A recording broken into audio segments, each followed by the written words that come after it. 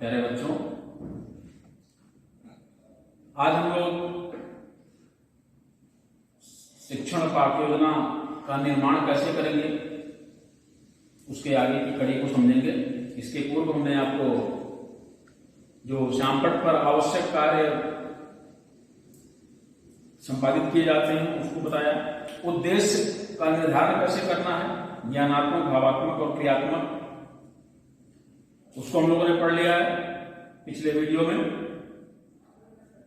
और उसके साथ साथ प्रस्तावना के प्रश्नों का निर्माण हमें कैसे करना है, उसमें किस तरह की श्रृंखलाबद्धता होनी चाहिए, और अंतिम प्रश्न तीसरे या पांचवें प्रश्न में हमारा प्रकरण छात्रों के माध्यम से कैसे निकलेगा, और तत्पश्चात उद्देश्य कथन कि आज हम लोग महात्मा गांधी के बारे में अध्ययन करेंगे, या आज हम लोग पोषण के बारे में अध्ययन करेंगे, या आज हम लोग प्रकाश संश्लेषण के बारे में अध्ययन करेंगे, या हम लोग आज संसद के बारे में अध्ययन करेंगे, या आज हम लोग अपवाद तंत्र के बारे में अध्ययन करेंगे। जो विषय रहेगा जिसका, वह अपनी भाषा शैली में शीर्षक को यानी प्रकरण को लेते हुए इस तरह का स्टेटमेंट अपनी कॉपी में लिखेगा।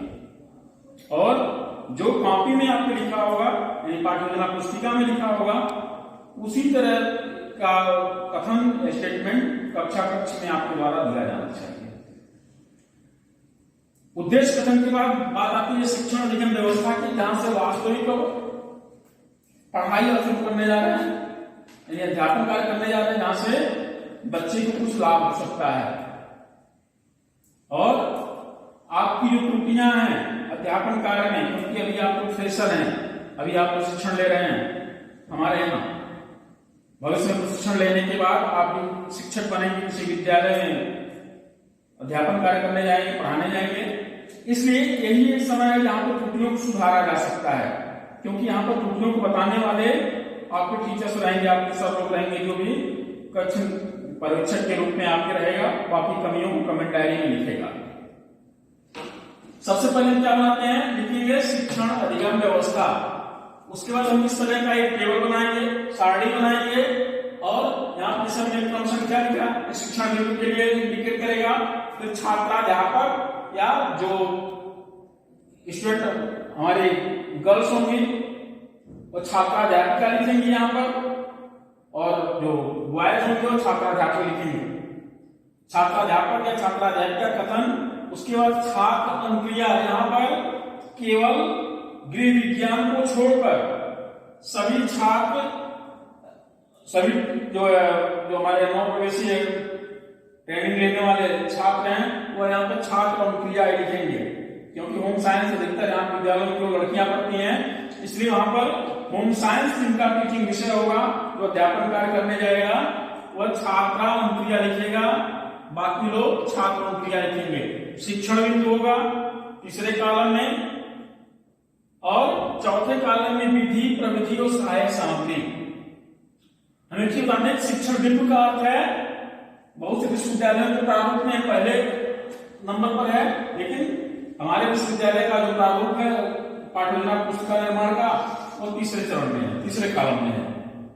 शिक्षण बिंदु वो है आधार है जिसके आधार पर हम अध्यापन कार्य करेंगे, अर्थात हमें बताएंगे कि अमुक का व्यक्ति या अमुक घटना किस रूप में हुई, उनका क्या प्रभाव रहा, अर्थात ये शीर्षक होगा। शिक्षण में तुम्हारा क्या होगा, शीर्षक होगा।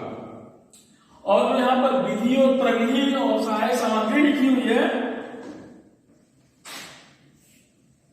विधि स्लैश प्रविधि स्लैश सहायक सामग्री, ये तीनों एक कॉलम में होगा। आप ऐसे बना दीजिए।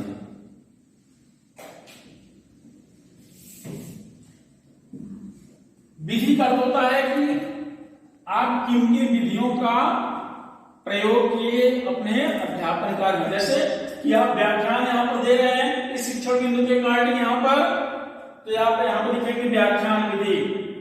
आप बोर्ड के प्रश्न पूछ रहे हैं व्याख्यान देने के बाद, तो आप लिखेंगे प्रश्नोत्तर विधि। लेकिन प्रविधि वो है कि विधियों के अधीन जो आप अध्यापन कार्य कर रहे हैं, अगर छात्र उससे संतुष्ट नहीं हो पाए, छात्रों को कुछ संशय रह गया है, तो उन विधियों में किसी ऐसे तकनीक का प्रयोग करेंगे जो क्या करे, एक नए रूप में बच्चों को बताने का प्रयास करे और बच्चा अगर समझ जाता है उस नए तकनीक से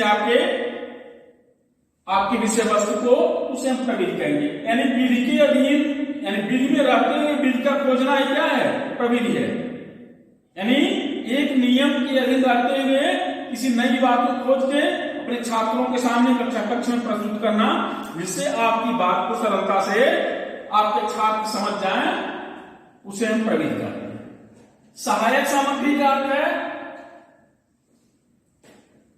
कि शिक्षण को अपने रोचक बनाने के लिए छात्रों का ध्यान अपने विषय वस्तु के प्रति आकर्षित करने के लिए आप सहायक सामग्री का निर्माण करेंगे। सहायक सामग्री में क्या है कि जिस टॉपिक को आप पढ़ा रहे हैं, मान लिया कि आप महात्मा गांधी को पढ़ा रहे हैं, तो महात्मा गांधी संबंधित या तो पूरे प्रकरण को ही आप शिक्षक मान लें, उस पर एक आप टीएलएम बनावें, जैसे एक मॉडल बना सकते हैं, आप चार्ट पेपर पर बना सकते हैं। और जब आप कक्ष में जाएंगे तो लेफ्ट या राइट, जहां पर आपको सुविधाजनक रहे, जैसे छात्रों को पूर्ण रूप से दिखाई दे, और ये ध्यान रहे कि जो मॉडल या चार्ट पेपर पर आप बनाएंगे, टीचिंग एड्स, सहायक सामग्री, वह इतना छोटा या लिखावट इतनी छोटी न हो, कक्षा में पीछे बैठे हुए छात्रों को वह स्पष्ट दिखाई न दे। इससे क्या होगा, पीछे के छात्र बार बार खड़ा होकर देखने का प्रयास करेंगे, आगे आकर देखने का प्रयास करेंगे। इससे कक्ष जो क्लासरूम है उसमें जो अनुशासन व्यवस्था है वो भंग हो सकती है, आपके अध्यापन में समस्याएं खड़ी हो सकती हैं। इसलिए जो भी आप चार्ट पेपर, मॉडल या अन्य कोई जो है सहायक सामग्री का प्रयोग करते हैं, तो आप इतना बड़ा रहे कि पीछे बैठे छात्रों को भी सरलता से दिखाई दे, स्पष्ट रूप में दिखाई दे।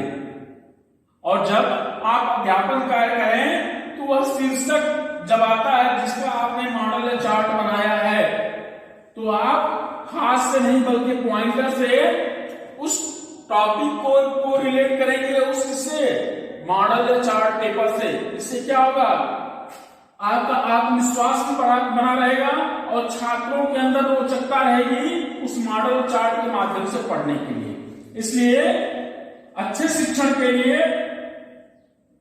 छात्रों को आपकी बात को, विषय वस्तु को सरलता से समझने के लिए चार्ट या मॉडल पेपर का होना, अर्थात हम कह सकते हैं कि सहायक सामग्री का होना कक्ष में नितांत आवश्यक है। अब हम आते हैं टॉपिक पर। मान लिया प्रकरण जिसे हमने बताया विभिन्न विषयों का, मान लिया कि महात्मा गांधी को ही बताते हैं, ठीक है, तो हमें यह ध्यान दें कि जो शिक्षण बिंदु होगा वो क्रमबद्ध रूप में होगा, सिस्टमेटिक होगा। ऐसा नहीं होगा कि पहले हम शिक्षण बिंदु में महात्मा गांधी की मृत्यु के बारे में बतावें, बाद में उनके योगदान के बारे में बतावें, सबसे लास्ट में उनके जन्म के बारे में बतावें। ये गलत होगा।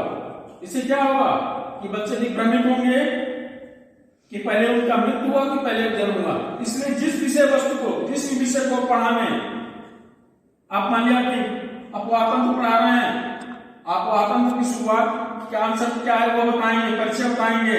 आप पोषण पढ़ा रहे हैं, पोषण की परिभाषा क्या है, पोषण का अर्थ क्या है, पहले यह बताएंगे। आप संसद पढ़ा रहे हैं तो संसद के बारे में आप स्टार्टिंग बताएंगे, फिर उसकी कार्यप्रणाली बताएंगे। अर्थात मेरे कहने का आशय है कि क्रमबद्ध जो आपका पाठ्य विषय है जिसको आप अध्यापन कार्य करेंगे, कक्षा में पढ़ाएंगे बच्चों को, वह क्रमबद्ध रूप में हो, सिस्टमेटिक हो। जैसे मान लिया कि यहां पर हम महात्मा गांधी को पढ़ा रहे हैं, तो जो हम व्याख्यान देंगे कक्ष में वह है अपने कॉपी में भी लिखेंगे, कॉपी में भी लिखेंगे। ये सदैव ध्यान रहे। और यहां पर हम क्या लिखेंगे, महात्मा गांधी का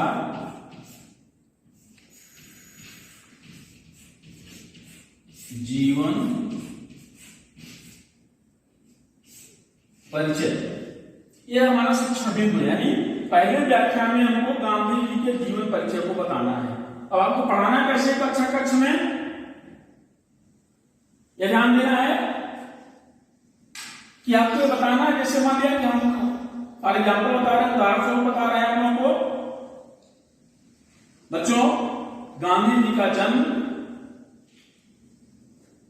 गुजरात के पोरबंदर नामक स्थान पर 2 अक्टूबर सन 1869 को हुआ था। इनके पिता का नाम करमचंद गांधी और इनके माता का नाम पुतलीबाई था। इनके पिता राजकोट में दीवान थे। इनकी प्रारंभिक शिक्षा जो है इनके पैतृक नगर में हुई। मैट्रिकुलेशन के बाद उच्च शिक्षा के लिए, विशेषकर लॉ की पढ़ाई के लिए ब्रिटेन गए और